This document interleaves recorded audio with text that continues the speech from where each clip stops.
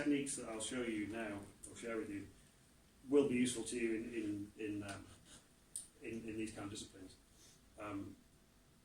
Because they're not really, the techniques are not really specific to software either.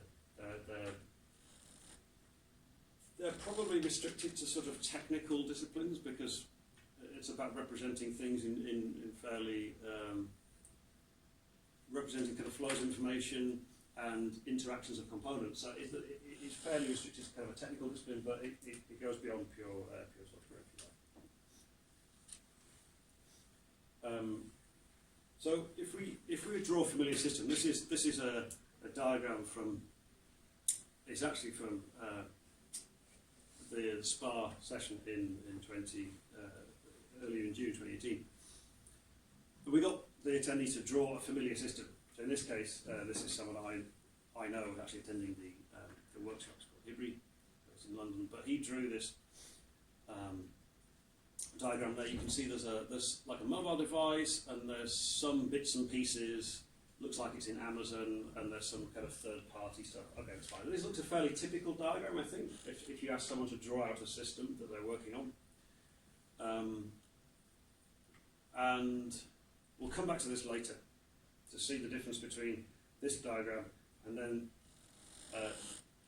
the diagram redrawn using the techniques I'll share with you now. So this is not. It's not completely unclear, but it's not as clear as I'd like you to think it could be.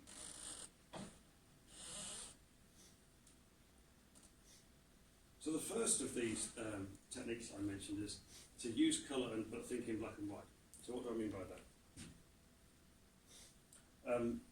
Before we get into some of the details, I want to just emphasise that there's actually some there's been some recent scientific research. This is published in 2016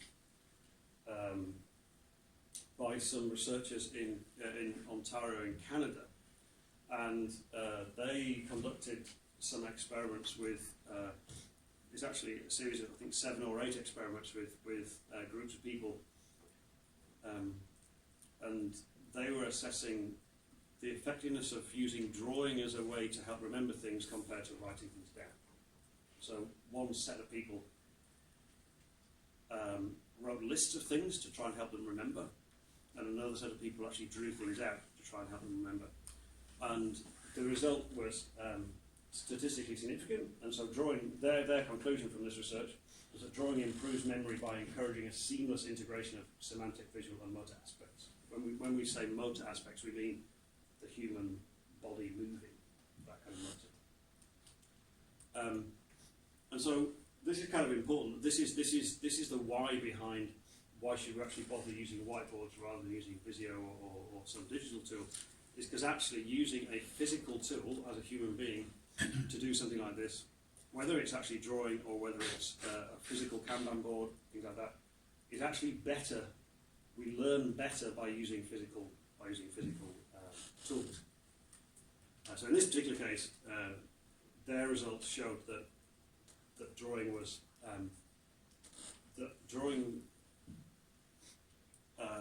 helped to improve recall of various things compared to writing down lists. It looks like we need some more research in this area to explore the exact effects, but similar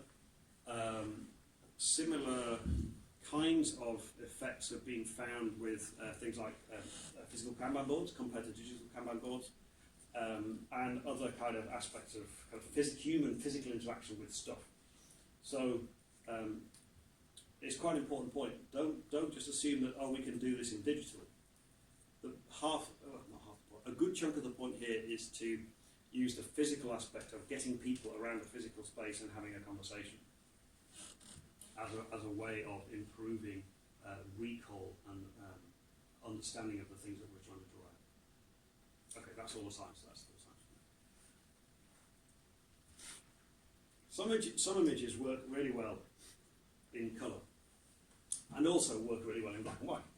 So here's a photograph of this is not a real brain. Has anyone done any kind of brain science or biology or anything like that? You recognise that the the folds on the brain here are not anatomically correct, right? But this is a nice little rubber brain that you get like a stress ball thing. So it looks quite striking in colour, and if we put it in black and white, it's still fairly striking. And there are reasons for that, because there's a lot of pattern detail in that image. So that image works in colour and black and white. Here's a great image. So I took this in my garden earlier this year, about May time. This is a peony, and the pink is really striking. But if we try it in black and white, we lose almost all the information. There's almost nothing to see there, because the only information that, if you like, the only distinguishing information was purely that colour. So you can see there it looks quite striking in colour, but in black and white it's very kind of hard to discern where the flower is. So what we need to do is find ways to use colour to be striking and differentiating, but we need to anticipate that our image might end up being in black and white. Why? Someone might print it out on a black and white printer, fairly common. Someone might take a picture and the contrast might be poor, so the colour information is lost. But there's also people who have differences in colour vision, so colour to them might be less obvious than to other people. If you've got bright sunlight on a projector, that's going to wash out the colour, so all you end up seeing is effectively black and white or shades of grey. The screen might be faulty, so sometimes you get one of the three colours dropped out, so actually your nice colour diagrams suddenly actually look really weird. They either look all yellow or blue or all red or something like that. And I mentioned there's quite a sizable chunk of the population sees things differently in colour. So there's at least 10% of men have some form of colour difference perception compared to the rest of the population. So we can't assume that colour, we can't rely entirely on colour to communicate information. We have to expect that it to be kind of shades of grey at least, or if not black and white. Let's just see what we've got here. Actually, we've only got two colour pens here.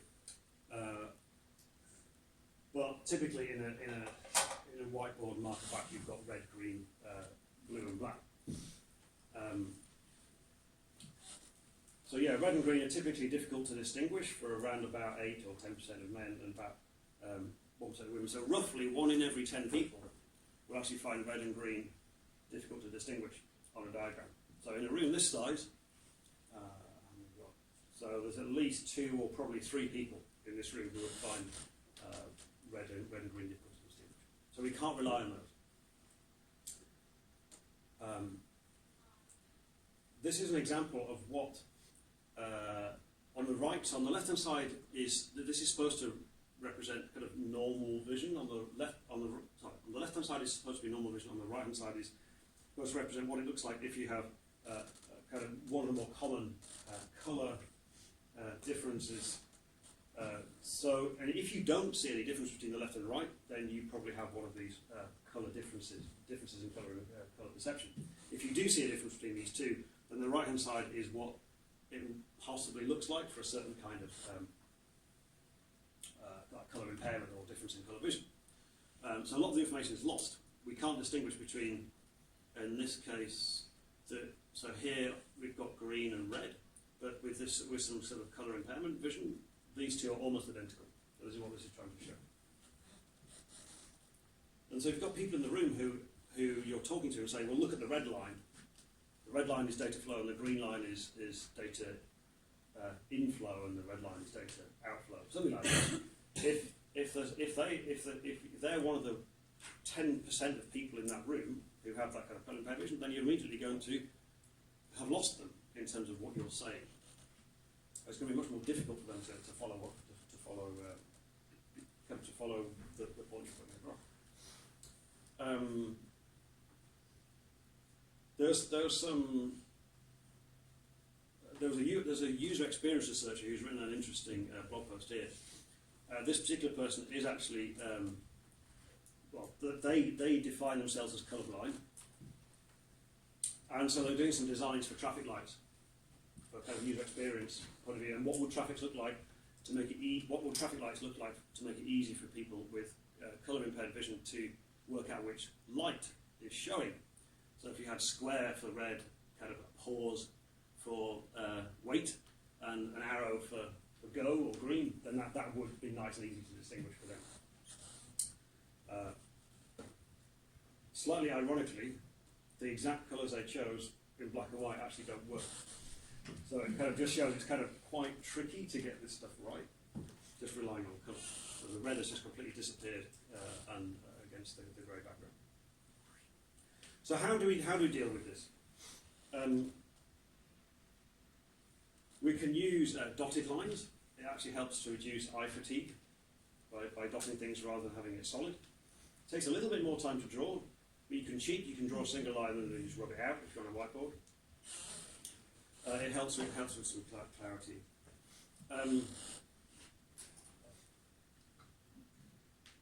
There are some other things we can do as well. So here's an example of something that I drew a few months ago.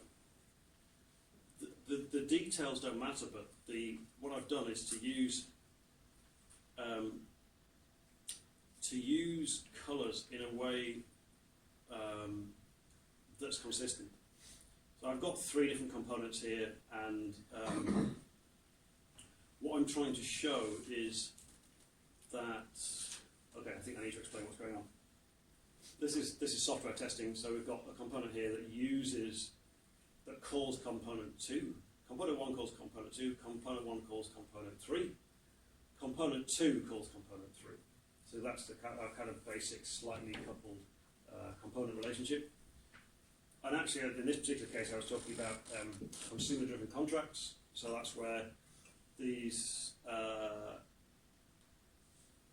Let me get this right. Is that the right way round? What I was trying to show here, I might have got that wrong way around. I'm thinking the key thing is here, this number 2 is providing, I think it's number 2 is providing a test pack, and number 3 is providing a test pack for number 1 to deal with. But you'll notice something's going on here. I've redrawn this diagram to try and emphasise a slightly different point. So I've drawn it a single time over here. Then I've redrawn it, but with some different aspects. So I'm not trying to overlay the diagram on top of the existing diagram. And you'll notice something else too. Number 2 has got a / in the corner. Number 3 has got a backward / in the opposite corner. We'll have a look at why I've done that in a minute.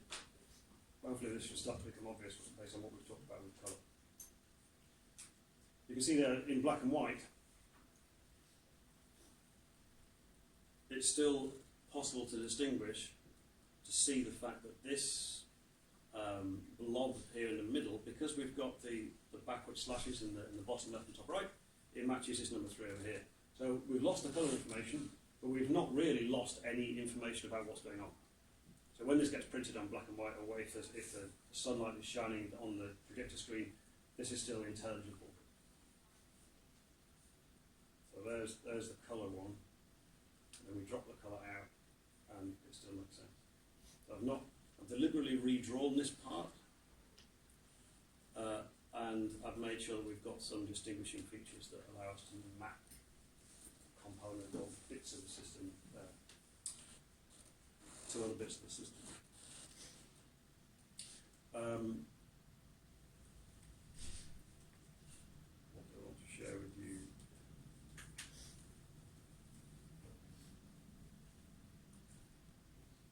So this is the first thing basically, is that expect the diagram to end up in black and white, and therefore draw it in a way which anticipates that. And so because we're going to lose some, because in this diagram here we've got component 3 is in blue, there's some blue over there, but we can't just rely on blue. We've done something else. We've done these little extra little lines in the corners to help reflect that. In this particular case, the red lines are straight, and these extra black lines here are curved. So we're using additional kind of visual cues to help distinguish things even though we've lost the colour.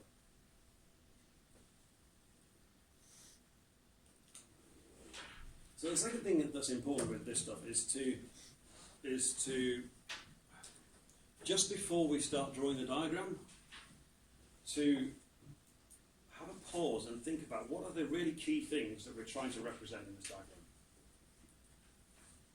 What are the concepts? What are the most important concepts? Rather than just kind of sketching things out straight onto the whiteboard. So depending on what your context is, it could be things like the data flow. That maybe the data flow is the most important thing in your software system. Maybe it's about kind of stuff coming in, stuff going out, so ingress and egress, whatever, network traffic or data or whatever. Maybe the important things are to distinguish between our components, or our system, or our infrastructure, and somebody else's. Maybe that's the important distinction you need to make. If it's a case of if you need to be, if it's important to kind of identify ownership, for example. Maybe it's I don't know, virtual machines or functions or a set of tests versus the actual software itself. It could be all sorts of things. The key thing is work out what the key conceptual things are that you want to represent in your diagram.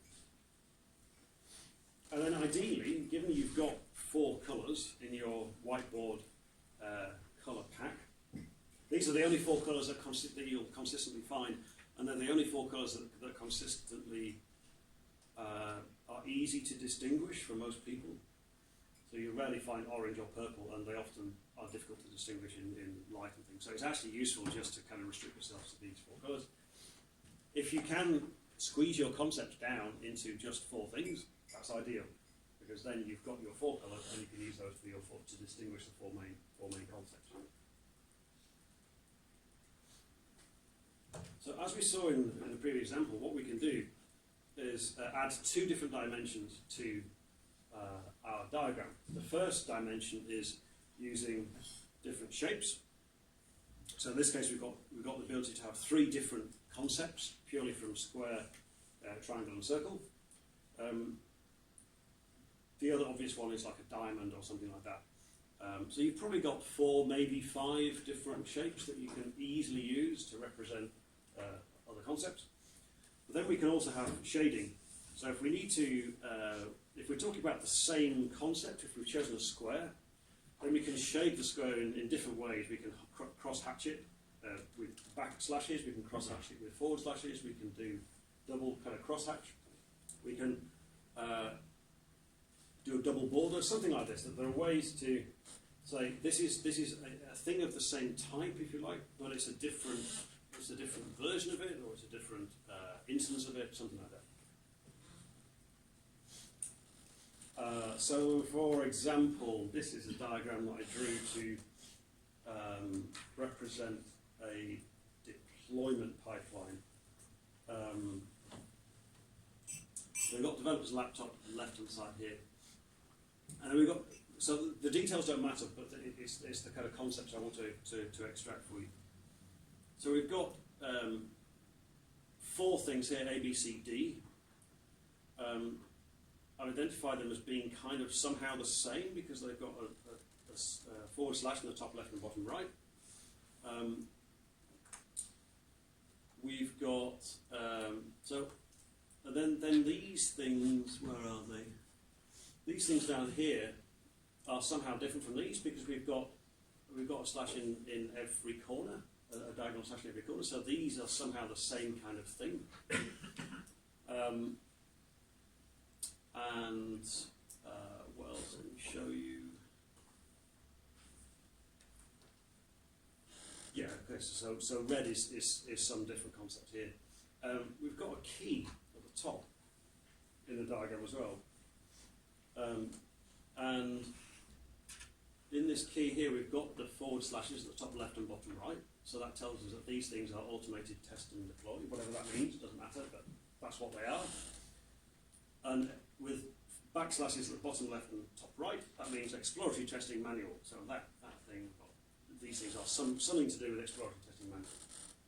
So again, the domain details don't matter here. That's not what I'm trying to get across to you. The point is, what we've done is to identify, we've written out a key, so that when we take a picture, the key goes with the diagram, and we can easily kind of reinterpret this diagram later on.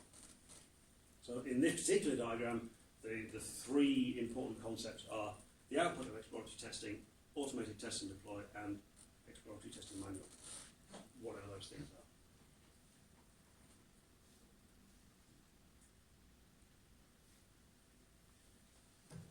So at this point, we've thought about what the key concepts are for the diagram we want to draw.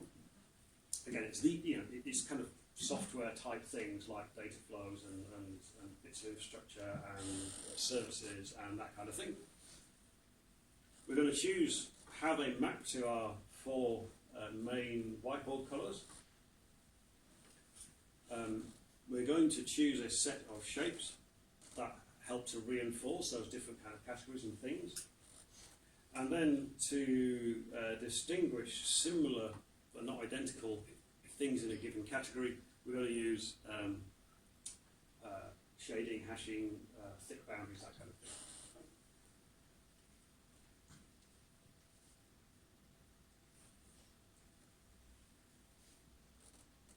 So the final bit that seems to work well is to expect to redraw the diagrams. So think how this diagram is going to, think how what you're talking about might change over time. Consider how many different stages you might need in order to represent the different kind of either processing steps or different states into which this system is going to find itself.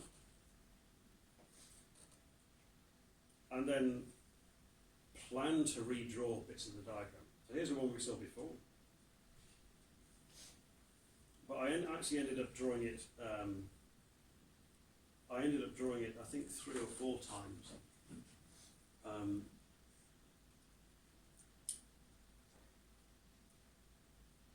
So we drew it the first time to represent the kind of static relationship between the different components.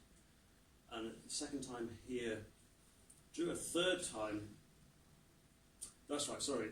The third time I drew it was the time I was trying to represent the use of consumer-driven contracts. So there's a testing approach where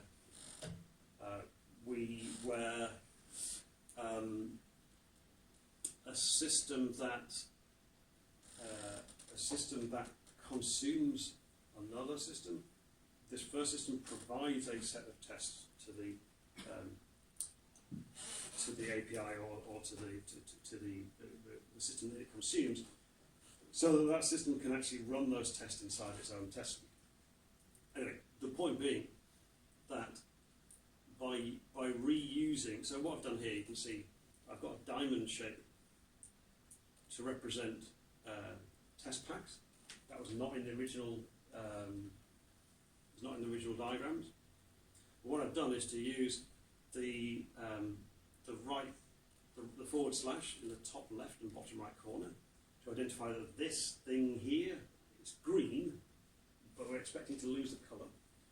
So this thing is somehow related to this because we've got the same kind of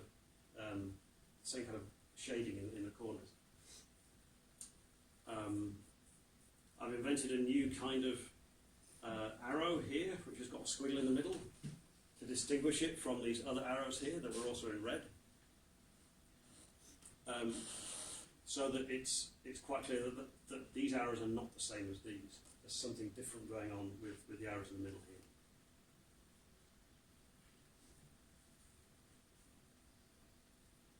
So eventually we might end up in a situation like this, where we draw the first version of the diagram and then we deliberately redraw it. We don't try and overlay anything onto here.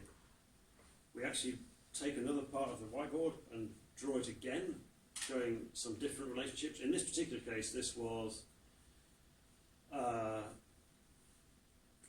showing how we had an environment.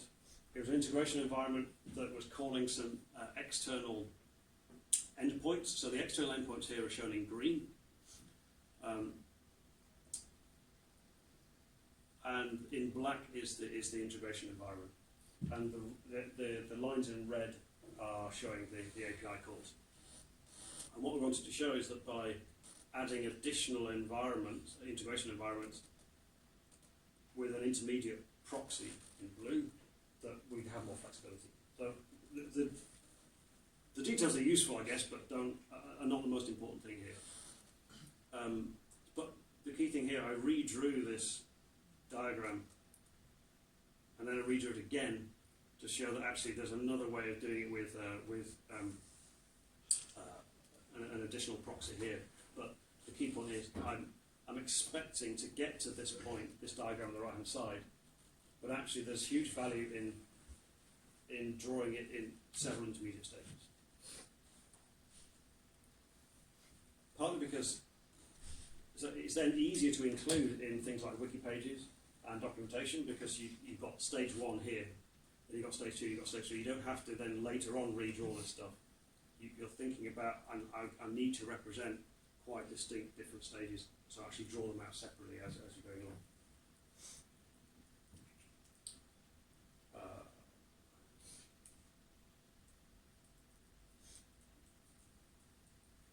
So here's our diagram from before. This is the one that we saw at the beginning of the talk. Some sort of mobile-enabled thing with some web services in Amazon. And then applying these techniques, so we need to use colour, but think in black and white. So part of that is using shading and different kind of shapes and so on. We need to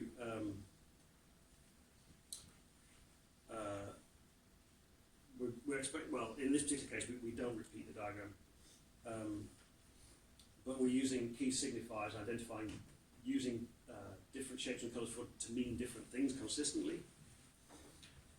The diagram ends up like this. So we've got a key down here where I've identified for this particular diagram what different kind of shapes and shading means. We've used colour. In this case, it looks like he's used red for external things.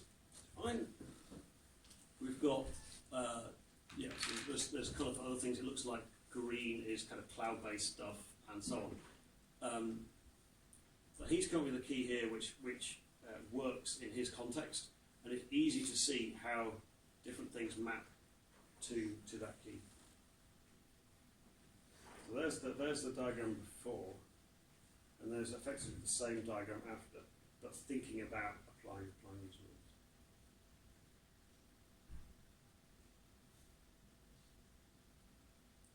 rules. Here's another example. We don't have the before version, but what this person did is to, again, identify the key concepts down here in the bottom left, so with different colours.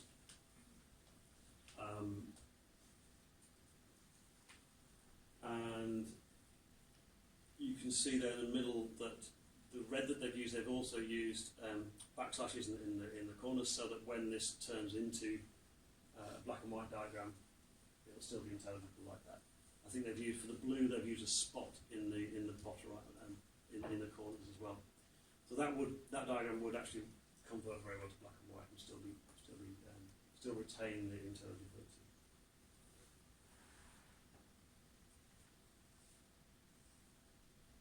So these are concepts that I said you could just remember if you want to go to sleep. So use colour, but thinking black and white. So use colour to help explain to people who are there, particularly as they're watching you draw that diagram.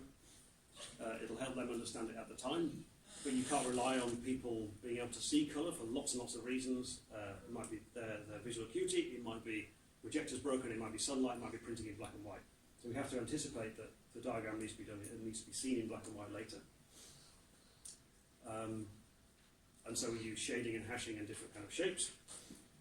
It's good to identify the key concepts very early on. Ideally, we've only got 4 because we've only got 4 colours, but it could be more than that because you can distinguish with different shapes and shading and things. And it's really useful to actually write those out as a key, as a diagram key on the whiteboard as well. Don't feel like you have to keep modifying the same diagram. It can be a lot more clear to draw an early version, then to draw a second version, and a third version, a fourth if you really need to keep things clear, because it's the clarity in the diagram that we're trying to achieve.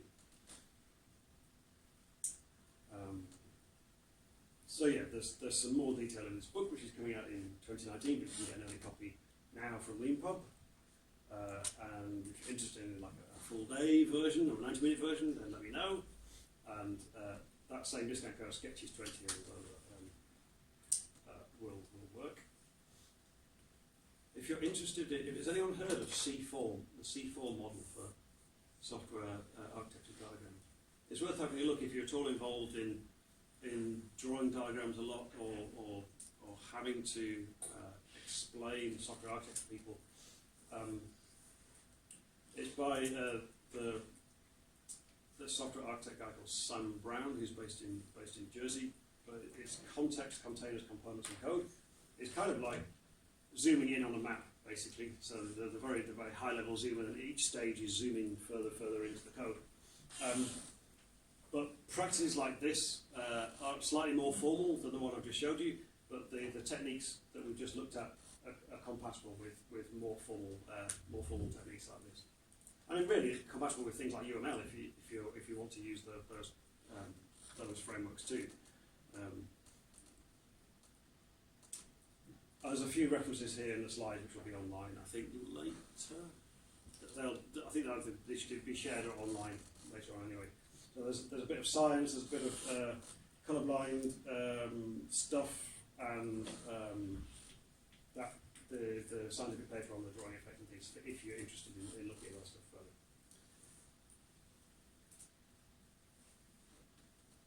Any questions? Comments? What's your motivation behind this? Have you experienced lots of people misinterpreting diagrams, or is it just like one-to-ones that you can people? So my motivation is that a lot of I see a lot of people struggling with diagrams. They may have been drawn, and then the next day they're effectively useless. And so you can't then so if someone missed that session, you can't then point them to that diagram and say and talk them through it, because you had to be there while it was being drawn. It only makes sense in the moment, rather than in the moment and later and for other people. So it's about making the diagrams more effective, more useful effectively. What I found is drawing them like this means you don't need to go and use a digital tool to redraw them to put on the whiteboard or wiki or documents and things, because they're good enough as they are effectively. So sort of making things more effective, being more inclusive, wasting less time, I suppose, because you don't have to go over things again and again, because you've got a better, clearer diagram to start with.